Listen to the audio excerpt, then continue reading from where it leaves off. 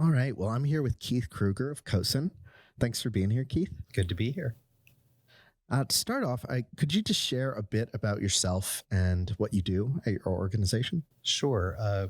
For 30 years, I've had the pleasure of running CoSN. We're the Association of Heads of Technology in School Districts. And we try to help them do their job better and make sure that they're thinking around the corner around innovation. And obviously, with the focus on technology in the education space, AI has come up a little bit. And when did AI initially pop onto your radar? You know, I think actually in 2019, the Education World Forum, I'm sorry, it was the World Economic Forum out of Davos issued that we were heading into a fourth industrial revolution. I have to say at that moment, I went, gee, I remember hearing about the Industrial Revolution. What were the three?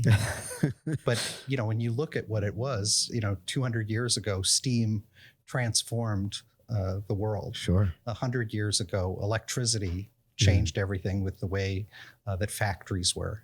In the last 40 years, we've been looking at the internet and technology. So something as profound, this is not just one more technology.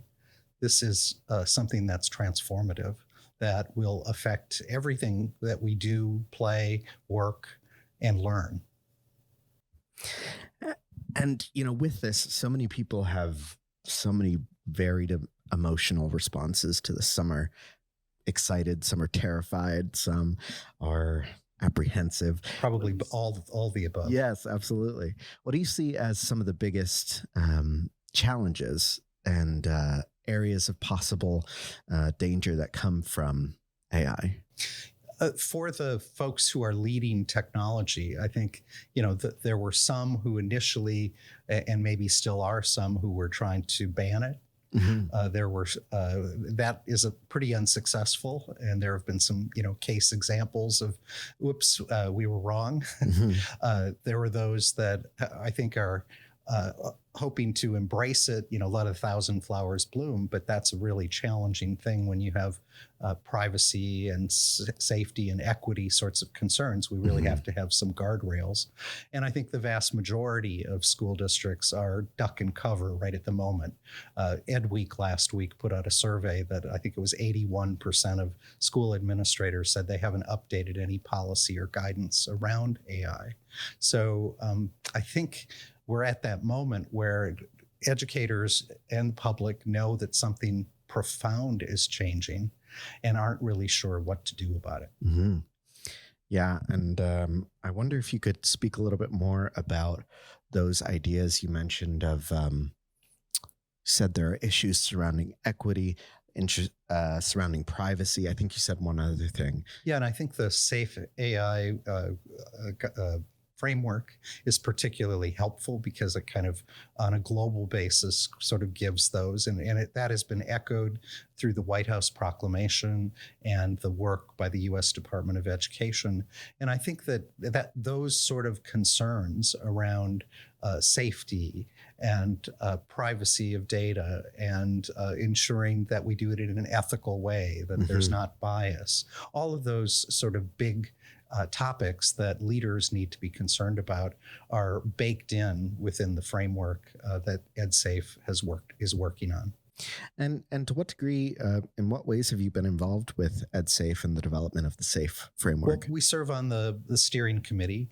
I think we particularly bring a focus on kind of the policy and guidance that school leaders, particularly those at the local level, can do.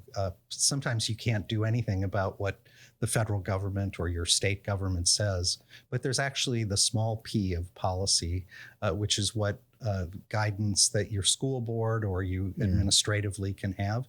Sure. And I think a lot of school districts don't realize that they already have guidance on ethical use or ethical research. They also have policies on acceptable use policies. So how do we update those guidance and policy that we have so that it relates to today's world of an AI-driven world, especially with generative AI? Sure. As we're looking to the future, we talked a little bit about the challenges of AI that we're already seeing. On the other side, what do you see as some of the biggest opportunities available to us? I think there are huge opportunities, and every teacher or administrator should start with things that they are already doing Mm. and think about how the possibilities of generative AI can improve their work. Hmm. And that's going to be in a lot of different use cases where, and what I say today might be different than what I would say next week, next Sure. month, next year. But all that said, there are huge opportunities. 60 Minutes did a story about how industries that have embraced generative AI have seen something like a 29% improvement in productivity. Wow. That's huge. Now, the main mission of schools is not productivity. But if we can save teachers even 10% of the time that they do in lesson planning, or the school administrator, the principal in doing bus schedules or cafeteria plans, those are huge opportunities. And we ought to get to the instructional side. But there are low-hanging fruit on some of the more administrative things that we can immediately do today. Hmm. Could you walk us through some of the next steps, the most immediate actions that can be taken, whether on a school level or even on an educator level, or perhaps on a parenting and learner level? I think fundamentally, teachers and students need to experiment in a safe environment, a safe playground, to figure out where these tools will help them in their daily use. We can't magically bubble wrap students until they're 18 and then say we're sending them out to college or the world Hmm. with an AI-driven world. They have to experiment, but we have to do it in a safe and responsible way, and have guideposts along the way to make sure that bad things don't happen with their data. We need to make sure that, for instance, teachers, when they're experimenting, know that it would be really a bad idea to put an IEP in OpenAI. We have to think through how we're using and protecting the information that we give out. Sure. Sure. This has been an informative conversation, Keith. I really appreciate your time. Thanks. Great.